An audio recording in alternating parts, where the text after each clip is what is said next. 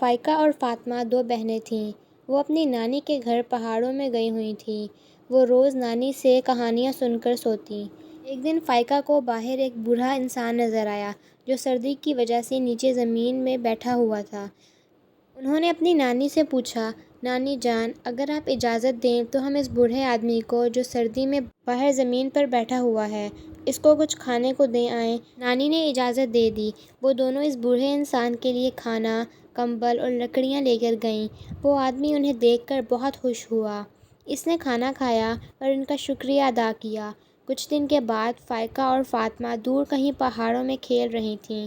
انہیں کھیلتے کھیلتے پتہ ہی نہیں چلا اور صبح سے شام ہو گئی۔ کالے بادل چھا گئے اور بارش شروع ہو گئی اور وہ دونوں گھر کا راستہ بھول گئیں۔ فائقہ بہت پریشان تھی۔ اتنے میں وہی بوڑھا آدمی آیا۔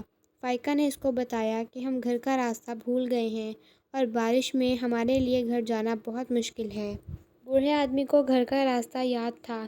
اس نے بچوں سے کہا کہ پریشان نہ ہو، مجھے راستہ یاد ہے، اور وہ ان کو گھر خیریت سے لے آیا۔ فائقہ اور فاطمہ گھر پہنچ کر بہت خوش ہوئیں اور اس آدمی کا بہت شکریہ ادا کیا۔ بارش رکنے تک وہ بوڑھا انسان ان کے گھر میں ہی رہا اور پھر وہ اپنے راستے چلا گیا۔